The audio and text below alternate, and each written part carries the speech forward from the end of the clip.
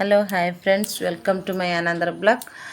भावतु मु वर्तमान रेडी की कुआड़े बाहर सारे वर्तमान टाइम हो गला 12:45। मुझे आपण मानक नहीं जी गोटे बहुत पुराना शिव मंदिर जोटा तो प्राय लोक बहुत जानते केते जानते जानी ना कि बहुत पुराना शिव मंदिर।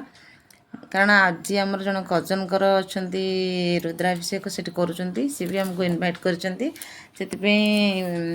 बाहर से मंदिर को जावाई देखे से मंदिर केमती कौन आपण मानक देखु हो गला। ये होचंती बुढ़ापड़ा सोमनाथ मंदिर। ए बहुत पुराना मंदिर।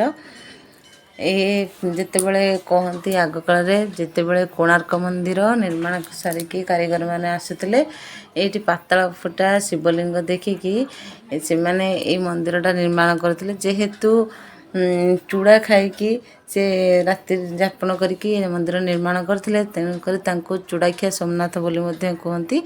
किंतु एबे से मंदिर पाखापाखि बुढ़ापड़ा गोटे ग्राम अच्छी तेणुक से ग्राम अनुसार बुढ़ापड़ा सोमनाथ एवं कहते। यहाँ बहुत पुराना मंदिर। आम जहाँ रुद्राभिषेक जाइलु बर्तमान तो रुद्राभिषेक सरीगला।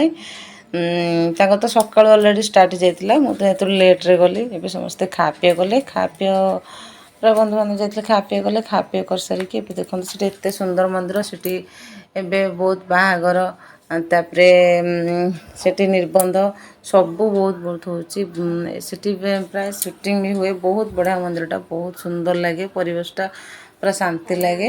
ये तो बहुत शैवपीठ अच्छा किंतु ये गोटे बहुत पुराना शैवपीठ जो प्रत्यक्ष ठाकुर अच्छा मानसिक करती गुहारिया पड़ती ए मंदिर रे। आपण भी केतले शिव मंदिर जातु देखंतु बहुत सुंदर शिव मंदिरटा। ब्लॉग टी केमती कौन लगिला प्लीज कमेंट करी जणाइबे। बाय।